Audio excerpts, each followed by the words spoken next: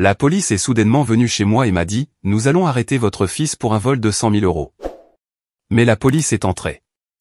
Quand ils ont vu mon fils, ils ont été choqués. J'ai répondu « Mon fils est. » Je m'appelle Hélène Chen, et voici l'histoire de comment la cupidité et la manipulation de mon ex-mari l'ont finalement rattrapé, de la manière la plus spectaculaire qui soit. Tout a commencé il y a 4 ans, quand j'ai divorcé de Marcus Thompson. Nous avions été mariés pendant 15 ans, et je pensais que nous avions une belle vie ensemble. Nous vivions dans une belle maison dans la banlieue de Denver, au Colorado. Marcus travaillait comme conseiller financier dans un cabinet prestigieux du centre-ville, et j'étais infirmière pédiatrique à l'hôpital pour enfants. Nous avions notre fils, David, qui est né avec une infirmité motrice cérébrale. David a maintenant 18 ans, il utilise un fauteuil roulant et, malgré ses défis physiques, c'est l'un des enfants les plus intelligents et les plus déterminés que vous rencontrerez jamais. Le divorce a été difficile. Marcus avait une liaison avec sa secrétaire, Jessica Walsh, depuis 2 ans avant que je ne le découvre. Quand je l'ai confronté, il n'a même pas essayé de nier. Au lieu de cela, il m'a dit qu'il en avait assez de jouer à la petite famille, en faisant référence à notre fils. Ces mots me font encore bouillir le sang. Pendant la procédure de divorce, Marcus s'est battu bec et ongles pour éviter de payer la pension alimentaire. Il prétendait que les frais médicaux de David étaient excessifs et que Gilles exploitait le système. Il a engagé l'avocat le plus cher de la ville, Richard Sterling, et ensemble, ils m'ont dépeinte comme une ex-femme vengeresse, essayant de le saigner à blanc. Ce qui m'a vraiment exaspéré, c'est la façon dont il a tenté de minimiser les besoins de David. Notre fils a besoin de kinésithérapie, d'ergothérapie, d'équipements spéciaux, de médicaments et de rendez-vous médicaux réguliers. Les coûts s'accumulent rapidement, mais Marcus agissait comme si je demandais des articles de luxe, au lieu des nécessités de base pour notre enfant handicapé. Le juge m'a accordé la garde principale et a ordonné à Marcus de payer 3 200 € par mois de pension alimentaire, plus la moitié des frais médicaux de David. Marcus était furieux. Il est sorti du tribunal en trombe, criant qu'il trouverait un moyen de contourner cette décision. J'aurais dû prendre cette menace plus au sérieux. Pendant les 6 premiers mois après le divorce, Marcus a payé régulièrement. Puis, les paiements ont commencé à arriver en retard, d'abord de quelques jours, puis de quelques semaines. Quand je l'appelais, il inventait des excuses sur des problèmes de trésorerie ou prétendait que ses affaires allaient mal. Pendant ce temps, je voyais sur les réseaux sociaux que lui et Jessica avaient emménagé dans un appartement de luxe en centre-ville et prenaient des vacances coûteuses à Hawaï et en Europe. À la fin de la première année, Marcus avait 3 mois de retard sur les paiements. J'ai dû le traîner à nouveau devant le tribunal pour outrage. Le juge n'était pas content et l'a menacé de prison s'il ne se rattrapait pas immédiatement. Marcus a payé ce qu'il devait ce jour-là, mais je pouvais voir la haine dans ses yeux. Il m'a reproché de l'avoir embarrassé devant ses collègues et clients qui se trouvaient au tribunal pour d'autres affaires. C'est là que les choses ont vraiment mal tourné. Marcus a commencé à jouer avec le calendrier des paiements. Il envoyait des chèques qui revenaient sans provision, puis prétendait que c'était une erreur de la banque. Il payait des montants partiels et soutenait qu'il avait payé en totalité. Il envoyait les paiements à la mauvaise adresse, puis affirmait les avoir envoyés à temps.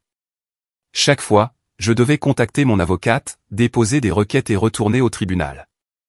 C'était épuisant et coûteux. Mais le pire, c'était la façon dont il traitait David lors de ses visites imposées par le tribunal. Marcus était censé avoir David un week-end sur 2, mais il annulait fréquemment à la dernière minute, laissant David déçu et confus. Quand il venait, il se plaignait de devoir s'adapter au fauteuil roulant ou à l'horaire des médicaments de David. Il emmenait David dans des endroits qui n'étaient pas accessibles en fauteuil roulant, puis se montrait frustré lorsque David ne pouvait pas participer aux activités. Un incident particulièrement horrible s'est produit quand David avait 14 ans. Marcus est venu le chercher pour un week-end et a décidé de l'emmener à un match de baseball. Au lieu d'utiliser l'entrée et la zone de sièges accessibles que j'avais prévues, Marcus a essayé de porter David dans les escaliers ordinaires du stade. David est tombé et s'est cassé le poignet. Marcus ne m'a même pas appelé avant 3 heures plus tard. Et quand je les ai rejoints à l'hôpital, il a eu le culot de reprocher à David d'être trop lourd et de ne pas coopérer. Ce fut la goutte d'eau pour David. Il m'a dit qu'il ne voulait plus voir son père, sauf en cas de nécessité absolue. Je n'ai pas insisté, et Marcus ne semblait pas s'en soucier. Ses visites sont devenues encore plus sporadiques. L'impact sur le bien-être émotionnel de David a été dévastateur. Mon fils, qui avait toujours été remarquablement positif malgré ses défis physiques, a commencé à se retirer des activités qu'il aimait. Ses notes, qui avaient toujours été excellentes, ont commencé à baisser. J'ai remarqué qu'il avait complètement cessé de parler de son père, ce qui m'inquiétait plus que ses plaintes précédentes sur le comportement de Marcus. J'ai décidé que David avait besoin d'une aide professionnelle pour gérer ses sentiments face à l'abandon de son père. J'ai trouvé le docteur Amanda Foster, une thérapeute spécialisée dans le travail avec les adolescents handicapés et les traumatismes familiaux. Les séances étaient chères, un autre coût que Marcus aurait dû aider à couvrir, mais elles étaient nécessaires. Lors d'une séance particulièrement émouvante à laquelle le docteur Foster m'a autorisé à assister, David s'est complètement effondré. « Maman, qu'est-ce qui ne va pas chez moi ?» a-t-il sangloté. « Pourquoi papa ne m'aime pas? Est-ce parce que je suis en fauteuil roulant? M'aimerait-il si je pouvais marcher? Mon cœur s'est brisé en 1000 morceaux. J'ai serré mon fils dans mes bras pendant qu'il pleurait et je lui ai assuré que les échecs de son père n'avaient rien à voir avec lui. Mais à l'intérieur, ma rage envers Marcus grandissait de façon exponentielle. C'était une chose qu'il abandonne ses responsabilités financières. C'en était une autre, bien différente, qu'il cause des dommages psychologiques à notre enfant. Le docteur Foster a expliqué que les enfants de divorcés se blâment souvent, mais que les enfants handicapés font face à des défis supplémentaires. David se demande si son handicap est la raison pour laquelle son père est parti, m'a-t-elle dit en privé. C'est incroyablement préjudiciable à son estime de soi et à sa capacité à former des relations saines à l'avenir. Les séances de thérapie ont révélé l'ampleur des dégâts causés par Marcus. David a avoué qu'il faisait des cauchemars où il était abandonné dans des lieux publics parce qu'il ne pouvait pas suivre. Il a développé une anxiété à l'idée de demander de l'aide pour quoi que ce soit, craignant que les gens le voient comme un fardeau, comme son père. Un soir, environ 6 mois après le début de la thérapie de David, il m'a posé une question qui m'a presque brisé. « Maman, est-ce que tu souhaites parfois que je sois différent? Est-ce que tu souhaites parfois que je n'ai pas besoin d'autant d'aide ?» Je me suis assise à côté de son fauteuil roulant et j'ai pris ses mains dans les miennes. « David Shane Thompson », ai-je dit fermement, en utilisant son nom complet comme je le faisais quand il était petit et qu'il devait être attentif. Tu es exactement la personne que tu es censé être. Ton handicap n'est pas quelque chose dont tu dois avoir honte ou pour lequel tu dois t'excuser. C'est une partie de ce qui te rend incroyable. Tu as surmonté des défis que la plupart des gens n'affrontent jamais, et tu l'as fait avec grâce et détermination. Jamais, pas une seule seconde, je n'ai souhaité que tu sois différent. Mais papa, si, a dit David doucement. Ton père est un idiot, ai-je dit, nous surprenant tous les deux par ma franchise. Il passe à côté de la chance de connaître la personne la plus extraordinaire que j'ai jamais rencontrée. Sa perte ne définit pas ta valeur.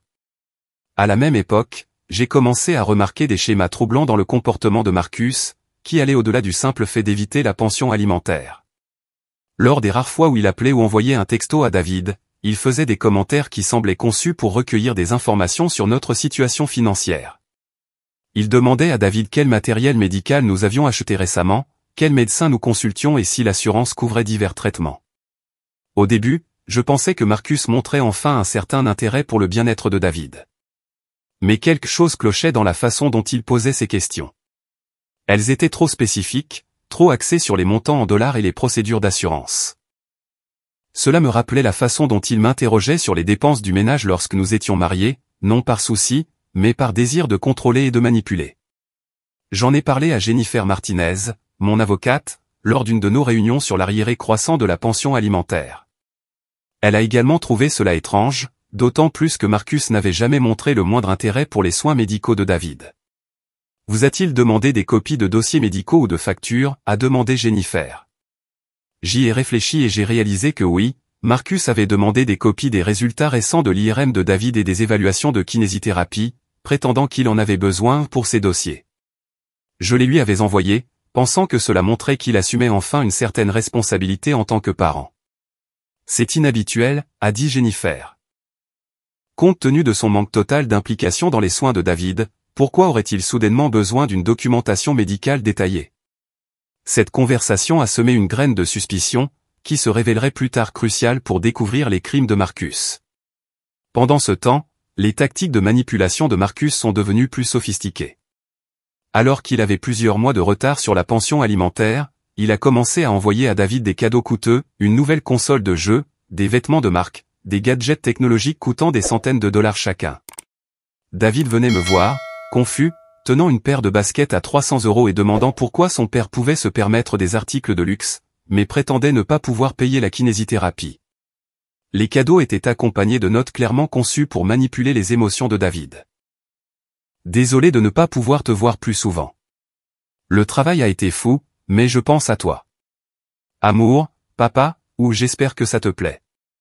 Je sais que je n'ai pas été le meilleur père ces derniers temps, mais j'essaie de me remettre sur pied financièrement. Le docteur Foster a immédiatement identifié ce comportement comme une tactique de manipulation classique. Il essaie de maintenir l'attachement émotionnel de David tout en évitant ses responsabilités réelles, a-t-elle expliqué. Les cadeaux coûteux sont destinés à créer de la culpabilité et de la confusion.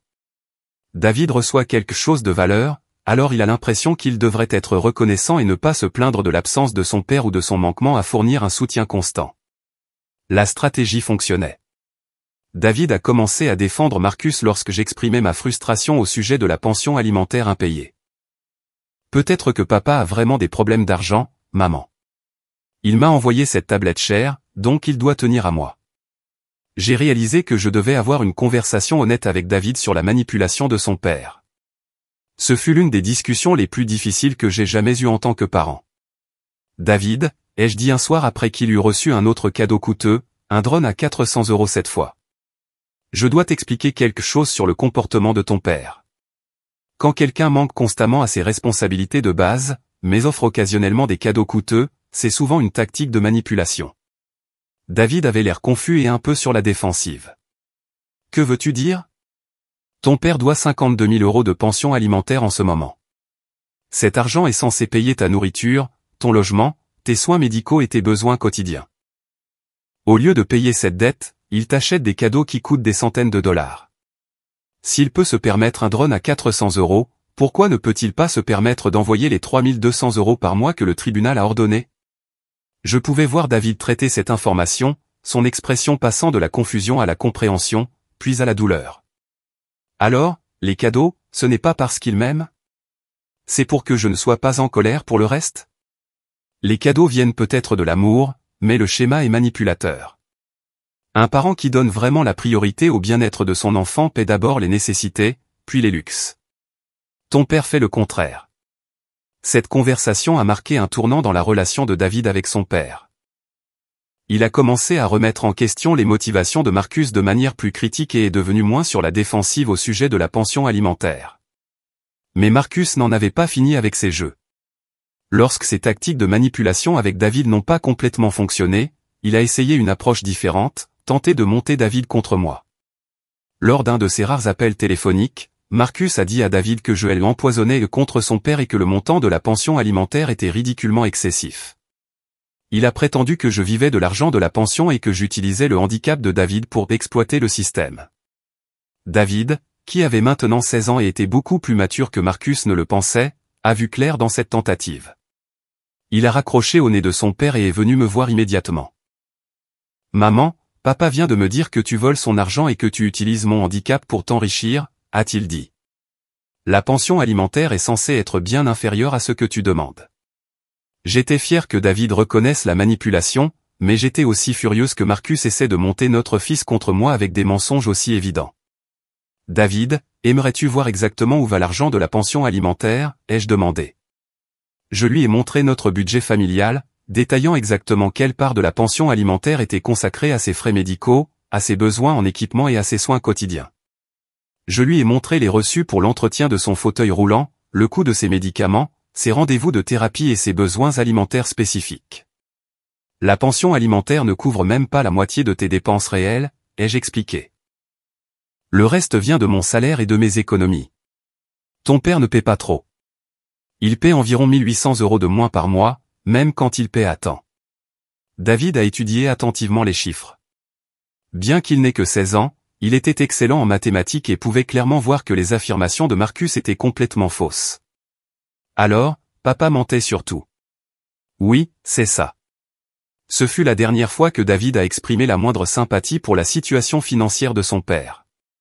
À cette époque, j'ai également découvert une autre facette de la tromperie de Marcus qui m'a fait bouillir le sang. Grâce à des publications sur les réseaux sociaux que Jessica n'avait pas pris la peine de garder privées, j'ai appris que Marcus racontait aux gens de son cercle social que David était mort. Une connaissance commune, Rebecca Martinez, que je connaissais depuis le lycée, m'a abordé à l'épicerie, les larmes aux yeux. Hélène, je suis tellement désolé pour ta perte. Je viens d'apprendre pour David par la publication Facebook de Jessica. Je n'ose imaginer ce que tu traverses. Je l'ai regardée, complètement confuse. De quoi parles-tu, Rebecca? David va bien. Il est à la maison en train de faire ses devoirs. Rebecca avait l'air tout aussi confuse.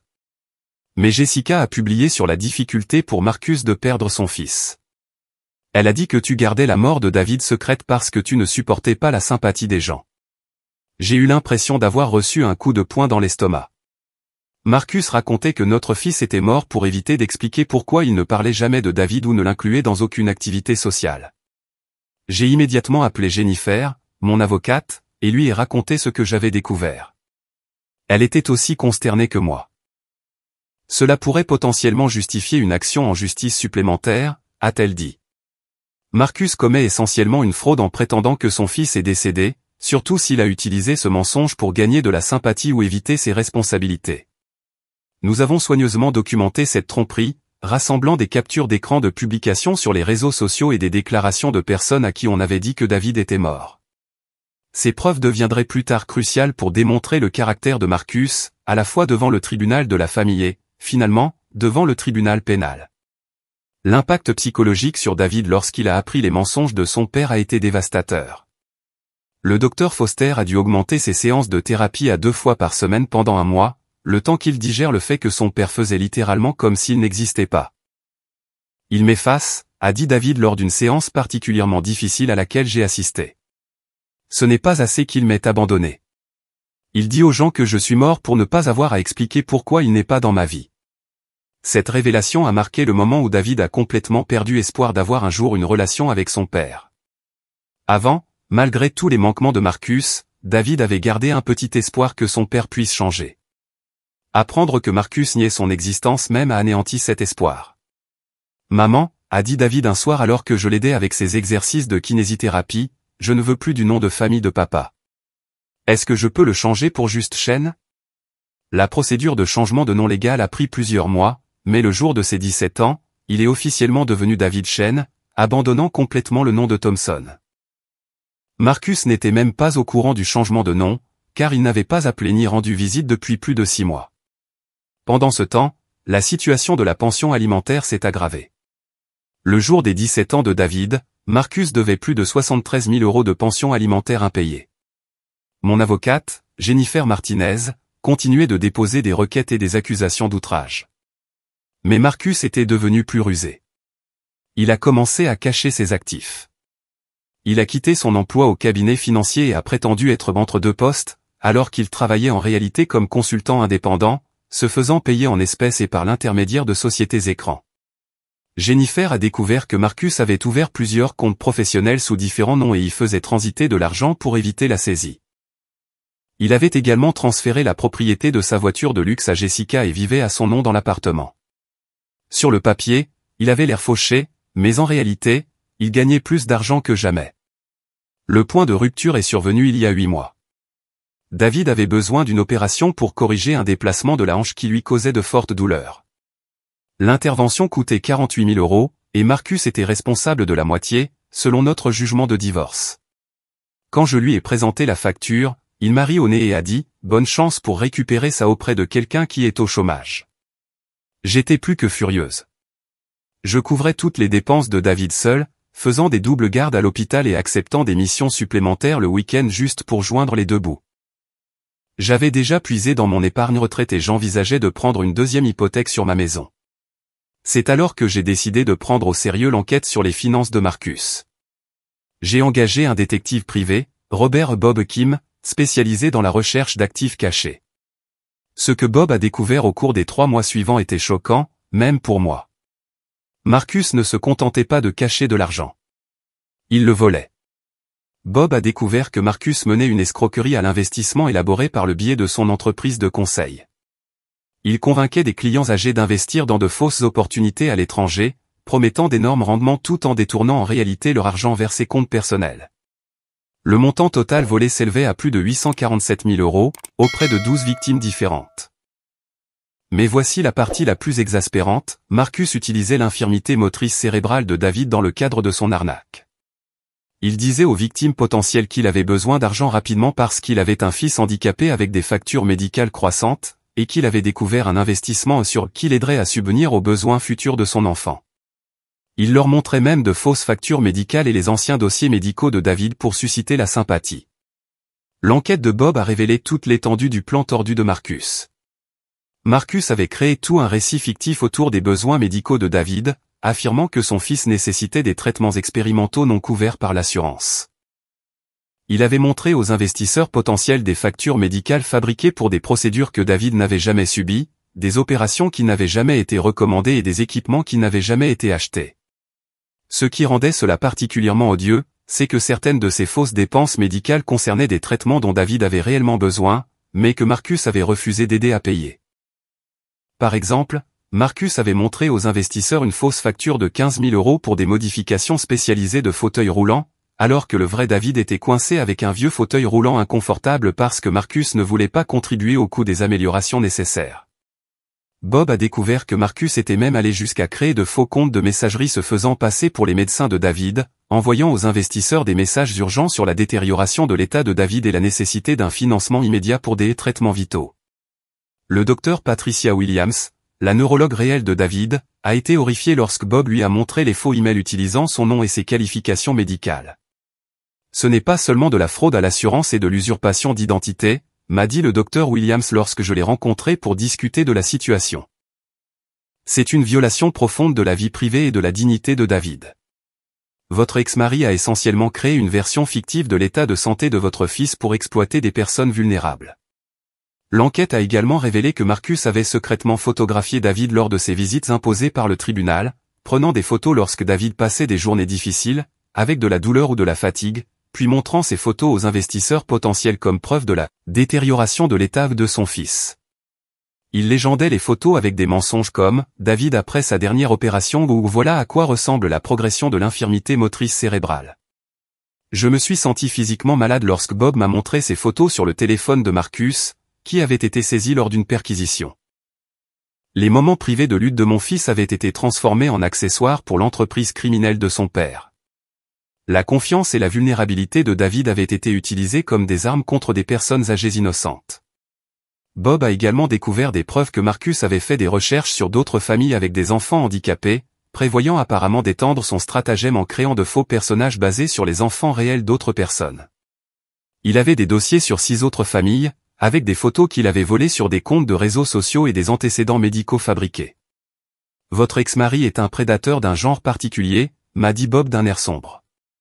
Il s'attaque à la compassion des personnes âgées pour les enfants handicapés tout en abandonnant simultanément son propre enfant handicapé. J'ai enquêté sur de nombreuses affaires de fraude financière, mais je n'ai jamais rien vu d'aussi psychologiquement tordu. Les preuves que Bob avait rassemblées étaient si complètes que le détective Rodriguez m'a dit que c'était l'un des cas de fraude les mieux documentés qu'elle ait jamais vus.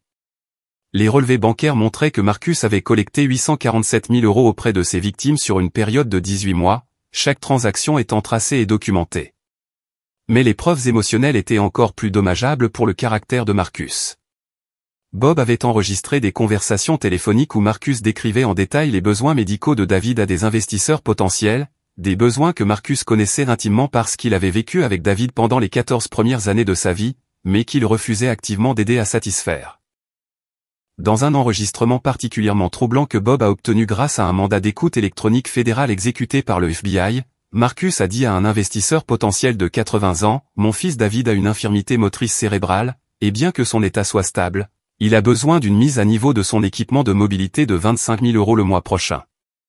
J'ai trouvé une opportunité d'investissement qui pourrait tripler notre argent en 6 semaines, ce qui me donnerait assez pour payer l'équipement de David et vous donner un retour sur investissement substantiel. » Rien de tout cela n'était vrai. David ne se détériorait pas, il n'avait pas besoin d'opération, et il n'y avait aucune opportunité d'investissement.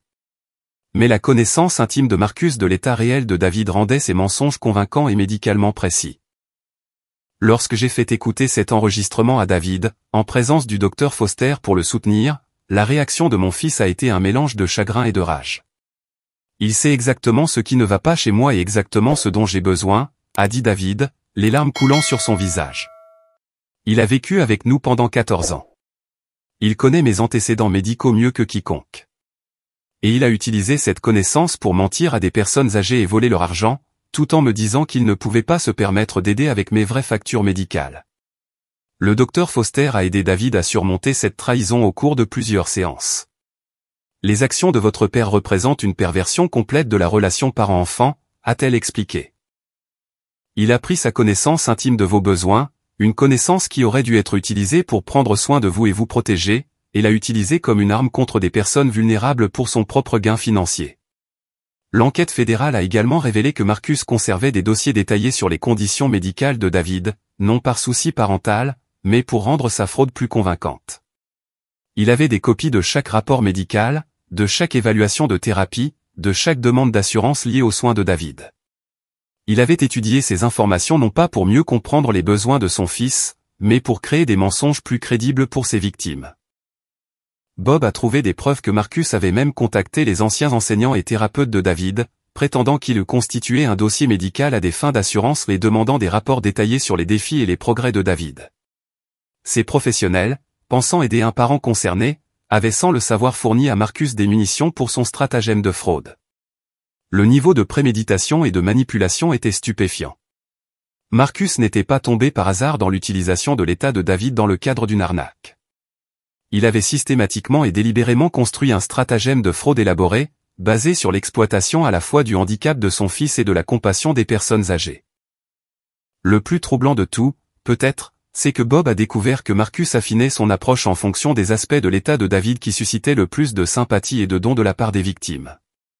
Il tenait des feuilles de calcul qui suivaient quelle urgence médicale entraînait les plus gros investissements, et il ajustait ses histoires en conséquence. Votre ex-mari a transformé l'état de santé de votre fils en un modèle économique, m'a dit Bob lors de notre dernière réunion avant d'impliquer la police. Il a analysé quels aspects du handicap de David étaient les plus rentables et a optimisé sa fraude en conséquence. C'est l'un des stratagèmes les plus froids que j'ai jamais découverts. Bob a également découvert que Marcus et Jessica menaient la grande vie avec l'argent volé. Ils avaient acheté un bateau de 75 000 €, pris 5 vacances de luxe au cours de l'année écoulée, et Jessica arborait une bague de fiançailles de 30 000 €, tout en prétendant qu'il ne pouvait pas se permettre de subvenir aux besoins de son propre fils handicapé. J'étais écœuré. Non seulement Marcus refusait de soutenir David, mais il exploitait en fait le handicap de David pour voler des personnes âgées vulnérables. Certaines des victimes avaient perdu toutes leurs économies. Je savais que je devais agir, mais je savais aussi que je devais être intelligente. Si j'allais immédiatement à la police, Marcus pourrait être prévenu et s'enfuir avec l'argent qui lui restait. Au lieu de cela, Bob et moi avons passé un autre mois à rassembler des preuves irréfutables. Nous avons documenté chaque transaction, chaque faux document d'investissement, chaque mensonge que Marcus avait raconté à ses victimes. Nous avons également découvert quelque chose d'intéressant sur les habitudes de Marcus. Chaque vendredi soir, lui et Jessica se rendaient dans un restaurant chic appelé The Metropolitan Grill pour célébrer leur semaine réussie. Ils s'asseyaient toujours à la même table d'angle, commandaient du vin cher, et Marcus passait souvent des appels téléphoniques bruyants à de nouvelles victimes potentielles, pensant que le bruit ambiant du restaurant lui assurerait une certaine confidentialité. Bob a suggéré que nous mettions en place une surveillance pour enregistrer Marcus avouant ses crimes. Le Colorado est un État où le consentement d'une seule partie est requis, donc tant qu'une personne dans une conversation consent à l'enregistrement, c'est légal. Bob avait des contacts qui pouvaient nous aider à obtenir des preuves audio des aveux de Marcus. Mais j'ai eu une meilleure idée. Je voulais que Marcus subisse le même choc et la même humiliation qu'il nous avait fait subir, à David et à moi. Je voulais qu'il affronte les conséquences de ses actes de la manière la plus publique et la plus dévastatrice possible. J'ai passé 2 semaines à planifier chaque détail. D'abord, j'ai contacté le détective Lisa Rodriguez de l'unité des crimes financiers du département de police de Denver et je lui ai présenté toutes nos preuves. Le détective Rodriguez a été impressionné par la minutie de notre enquête et a immédiatement contacté le FBI, car la fraude électronique relève de la compétence fédérale. L'agent spécial du FBI, Michael Torres, a repris l'affaire et a convenu qu'ils avaient suffisamment de preuves pour arrêter Marcus immédiatement. Cependant, j'ai demandé au détective Rodriguez et à l'agent Torres s'ils pouvaient me rendre un service. J'ai expliqué la routine du vendredi soir de Marcus et j'ai demandé s'il pouvait programmer l'arrestation pour un impact maximal. J'ai également partagé toute l'histoire du traitement de David par Marcus et son refus de payer la pension alimentaire. Le détective Rodriguez, qui avait elle-même un neveu handicapé, a été plus qu'heureuse de répondre à ma demande, et l'agent Torres a accepté de coordonner l'arrestation. Nous avons tendu le piège pour le vendredi 15 mars. Bob a confirmé que Marcus et Jessica avaient des réservations au Metropolitan Grill pour 20h. À 19h30, j'ai appelé Marcus et je lui ai dit qu'il y avait une urgence avec David, qu'il avait eu une crise et qu'il demandait son père. J'ai supplié Marcus de venir immédiatement à la maison. Marcus, sentant probablement une occasion de passer pour un parent concerné devant des témoins potentiels, a accepté de venir tout de suite.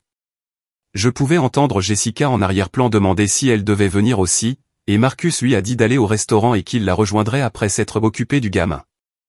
À 20h15 précise, la BMW de Marcus s'est garée dans mon allée. Il portait un costume cher, prévoyant clairement d'aller directement dîner après sa visite d'urgence à David. Il a sonné à la porte avec impatience, vérifiant sa montre Rolex. Quand j'ai ouvert la porte, Marcus m'a bousculé sans ménagement. Où est-il? Que s'est-il passé? Je n'ai pas toute la nuit, Hélène. Jessica m'attend pour dîner. Il est dans le salon, ai-je dit calmement, conduisant Marcus à l'intérieur.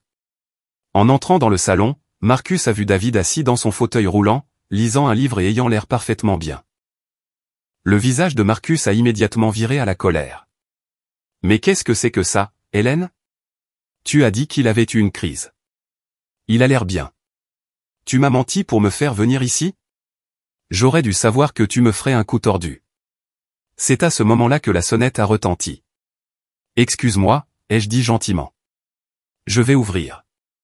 J'ai ouvert la porte d'entrée pour trouver le détective Rodriguez et 3 autres officiers sur mon porche. Madame Chen, nous sommes ici au sujet de Marcus Thompson. Est-il à l'intérieur? Oui, il y est. Entrez, je vous en prie. Marcus a entendu des voix et est venu dans l'entrée. Quand il a vu les policiers, son visage est devenu blême. Marcus Thompson, a demandé le détective Rodriguez. Oui, mais je ne comprends pas ce que.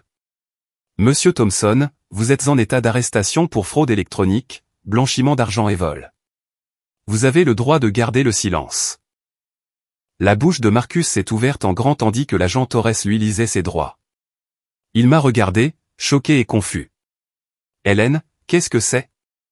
Que se passe-t-il? Pourquoi le FBI est-il ici?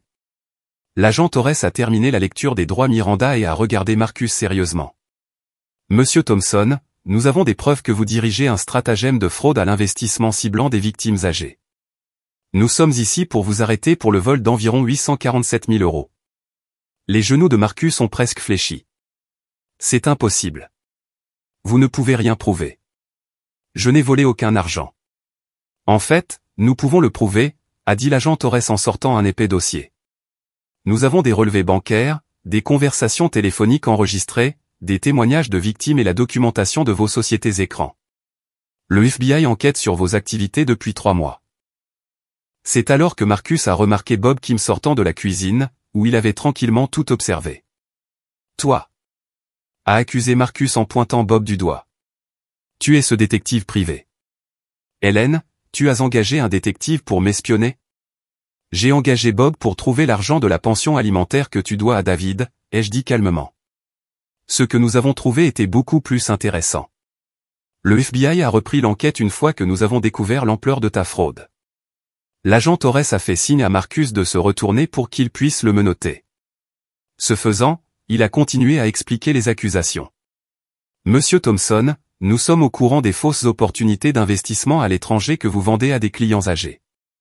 Nous sommes au courant des sociétés écrans que vous avez créées pour blanchir l'argent volé. Nous sommes au courant du bateau, des vacances, des bijoux coûteux. Et le plus dégoûtant, nous savons comment vous avez utilisé l'état de santé de votre fils handicapé pour gagner la sympathie de vos victimes. Le visage de Marcus est passé du blanc au rouge vif. Ce n'est pas je n'ai jamais. Hélène, tu dois me croire. J'essayais juste de faire fonctionner des investissements. Je ne volais pas. Les victimes qui ont perdu leurs économies de toute une vie pourraient ne pas être d'accord, a dit sèchement le détective Rodriguez. Madame Patterson, 78 ans, vous a donné la totalité de son fonds de retraite de 120 000 € parce que vous lui avez montré de fausses factures médicales pour David et lui avez dit que vous aviez besoin d'argent pour son traitement. Monsieur Franklin, 82 ans, a perdu 95 000 € parce que vous l'avez convaincu que David avait besoin d'une opération expérimentale que l'assurance ne couvrirait pas. David, qui avait tout écouté depuis son fauteuil roulant, a pris la parole pour la première fois. Papa, tu as utilisé mon handicap pour voler des personnes âgées, tout en refusant de payer pour mes vrais soins médicaux. Marcus a regardé David, puis moi, puis les policiers. La réalité de sa situation commençait enfin à s'imposer. C'est un malentendu, a-t-il dit désespérément. Je peux tout expliquer. Les investissements étaient légitimes. J'allais rembourser tout le monde une fois que les rendements seraient arrivés. Monsieur Thompson, a dit patiemment le détective Rodriguez, il n'y a pas eu d'investissement. Vous avez dépensé l'argent en articles de luxe et en vacances. Nous avons les reçus. Alors qu'il se préparait à emmener Marcus, l'agent Torres s'est tourné vers moi. Madame Chen, je dois mentionner que nous allons saisir les actifs de Monsieur Thompson dans le cadre de l'enquête fédérale. Le bateau, les bijoux, l'argent sur les comptes que nous pouvons localiser, tout cela sera conservé comme preuve et finalement utilisé pour dédommager les victimes. Cependant, je comprends que Monsieur Thompson doit une pension alimentaire importante, plus de 78 000 € à ce stade, ai-je confirmé. Le tribunal fédéral traitera probablement cela comme une dette prioritaire lors de la distribution des actifs. Vous devriez contacter le bureau du procureur des États-Unis pour déposer une déclaration d'impact de la victime. Marcus me fixait avec un mélange de rage et d'incrédulité. Hélène, tu as détruit ma vie. Tu es vengeresse. Tout ça parce que je voulais un divorce. Non, Marcus, ai-je dit doucement. C'est parce que tu es un voleur qui a abandonné son fils handicapé et exploité des personnes âgées vulnérables. Tu as détruit ta propre vie. Alors que les agents du FBI conduisaient Marcus menotté vers la porte, David a crié, « Papa, j'espère que l'argent en valait la peine. » Marcus s'est arrêté et a regardé David. Pendant un instant, j'ai vu quelque chose qui aurait pu être du remords traverser son visage, mais il s'est de nouveau durci. « Ce n'est pas fini, Hélène, » a-t-il dit alors que l'agent Torres le guidait vers la sortie. Mais c'était fini, du moins la pire partie. Les conséquences ont été rapides et satisfaisantes. Les nouvelles locales ont repris l'histoire, et l'arrestation de Marcus a fait les gros titres, conseiller financier arrêté pour fraude envers les personnes âgées, a utilisé l'état de son fils handicapé dans une escroquerie. L'article détaillait comment Marcus vivait dans le luxe tout en devant près de 78 000 € de pension alimentaire et en refusant de payer les soins médicaux de son fils. Les anciens collègues de Marcus ont été interviewés, et beaucoup ont exprimé leur choc et leur dégoût. Son ancien patron au cabinet financier a déclaré qu'ils avaient reçu des plaintes sur la conduite de Marcus, ce qui était en partie la raison de son licenciement, bien qu'il n'ait pas réalisé l'étendue de son activité criminelle. Jessica, sa fiancée, s'est immédiatement distanciée de Marcus. Elle a engagé un avocat et a prétendu qu'elle n'avait aucune connaissance de la fraude, bien que les enquêteurs aient trouvé des preuves qu'elle l'avait aidé à créer certaines des sociétés écrans. Elle a fini par coopérer avec les procureurs en échange de l'immunité. La bague de fiançailles de 30 000 €, le bateau de 75 000 € et la voiture de luxe de Marcus ont tous été saisis. La police a également gelé environ 180 000 € sur divers comptes. Ce n'était pas suffisant pour dédommager entièrement toutes les victimes, mais c'était un début. Marcus a été inculpé de 12 chefs d'accusation de fraude électronique, 6 chefs de blanchiment d'argent et 3 chefs d'usurpation d'identité. Sa caution a été fixée à 750 000 €, qu'il ne pouvait pas payer depuis la prison. Son avocat commis d'office a tenté de négocier une entente de plaidoyer, mais le bureau du procureur des États-Unis n'était pas disposé à être clément. Le procès fédéral a duré 6 semaines. J'ai témoigné sur le refus de Marcus de payer la pension alimentaire et sur la façon dont il avait utilisé les dossiers médicaux de David comme accessoire dans son arnaque. David, qui a maintenant 18 ans, a également témoigné sur la façon dont son père l'avait abandonné puis exploité son handicap à des fins criminelles. Le témoignage le plus puissant est venu des victimes âgées. Madame Patterson, la femme de 78 ans qui avait perdu ses économies de retraite, a fondu en larmes en décrivant comment Marcus lui avait montré les dossiers médicaux de David et l'avait convaincu qu'investir avec lui aiderait un enfant handicapé. Monsieur Franklin, 82 ans, a témoigné que Marcus lui avait dit que David avait besoin d'un traitement expérimental d'une valeur de 50 000 € qui n'était pas couvert par l'assurance.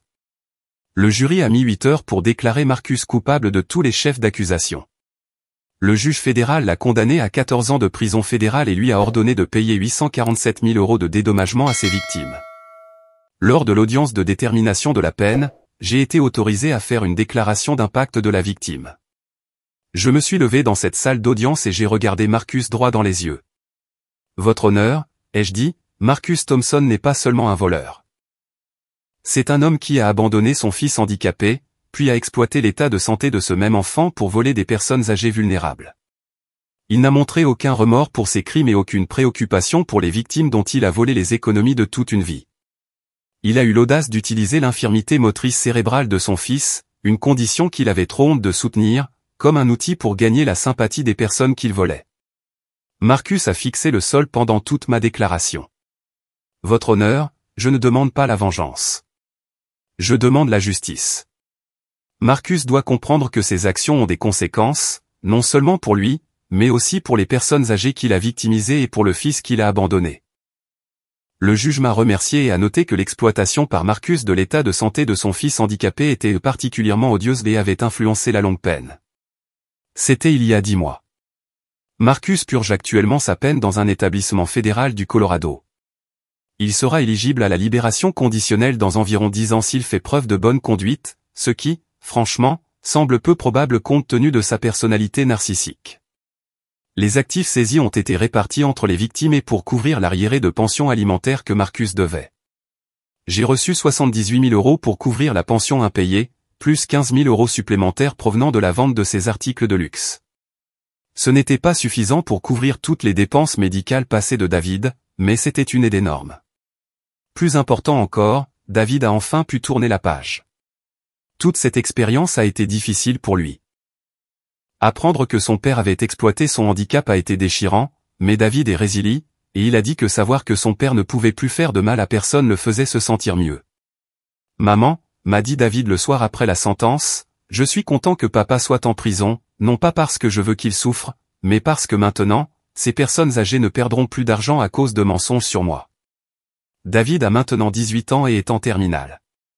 Il a été accepté à l'Université d'État du Colorado avec une bourse partielle, et il veut étudier l'informatique. Malgré tout ce que Marcus lui a fait subir, David est devenu un jeune homme compatissant et intelligent, qui veut utiliser ses compétences pour aider les autres. Quant à moi, j'ai appris que parfois, la meilleure vengeance n'est pas du tout la vengeance.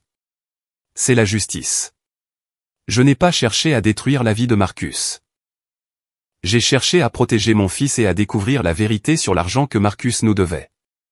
Le fait que la vérité ait révélé que Marcus était un criminel qui s'en prenait à des personnes âgées a rendu sa chute inévitable.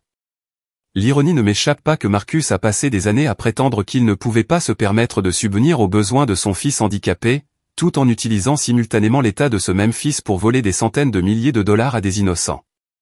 Il aurait pu utiliser cet argent pour payer la pension de son enfant, pour aider avec les dépenses médicales de David, pour être le père que David méritait. Au lieu de cela, il a choisi la cupidité et l'égoïsme. Parfois, je me demande si Marcus pense à David alors qu'il est assis dans sa cellule de prison. Regrette-t-il d'avoir abandonné son fils? Regrette-t-il d'avoir utilisé le handicap de David comme un outil pour ses crimes? Regrette-t-il d'avoir choisi Jessica et les vacances de luxe plutôt que d'être un père et un être humain décent? Probablement pas. Marcus a toujours été doué pour blâmer tout le monde pour ses problèmes. Mais David et moi ne pensons plus beaucoup à Marcus. Nous sommes trop occupés à construire notre propre avenir. David a maintenant 18 ans et terminera le lycée dans 3 mois. Il a été accepté à l'Université d'État du Colorado avec une bourse partielle, et il veut étudier l'informatique.